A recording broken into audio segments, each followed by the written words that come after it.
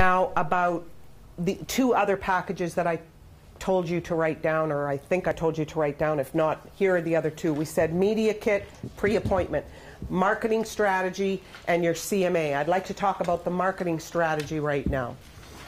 The 2 or 3 listings with 30 days on the market with the report, that's on the street that didn't sell, right? I'm sorry, say that again? That would be on the street that didn't sell, the 2 or 3 listings, 30 days on the market? Yeah, it doesn't have to be on the street. It can be anywhere. And where do you get this appointment sheet? Every real estate office has an appointment desk. You have to call them and there's appointment records.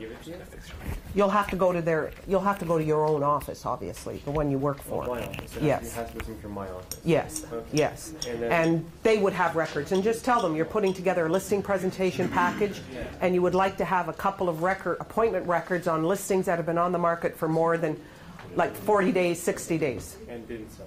And it didn't sell. And then 2 or 3 listings that were reduced 2 to 4 times, and then they also. You'll find that on Treb. But did he sell though?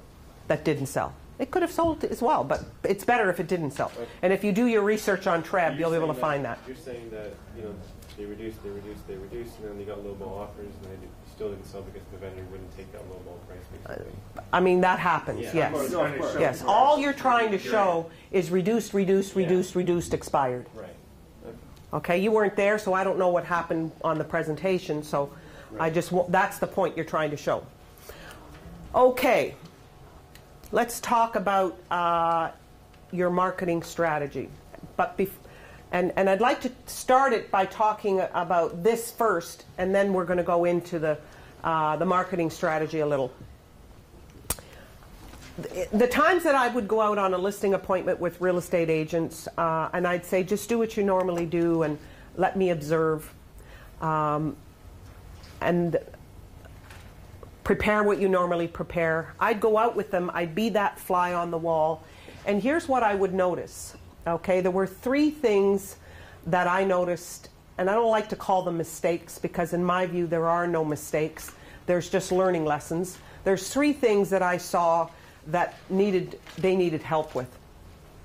And none of these might be what you're doing, or maybe 1 or 2 of them you're doing.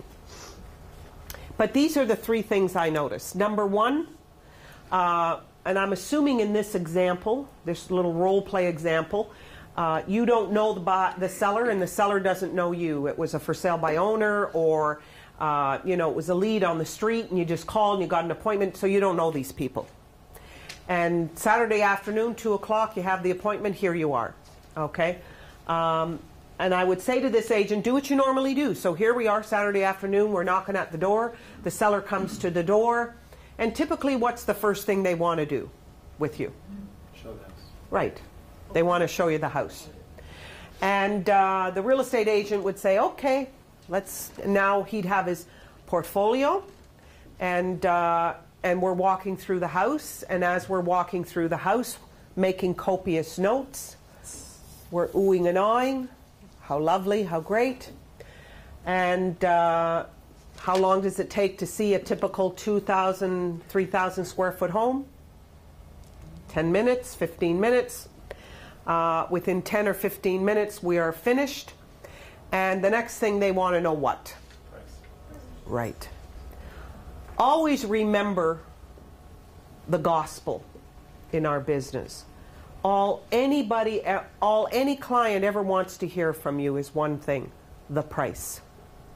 When they're buying and when they're selling, just the price. That's the only thing they want. Give me the number. Don't even sit down. Give me the number and leave.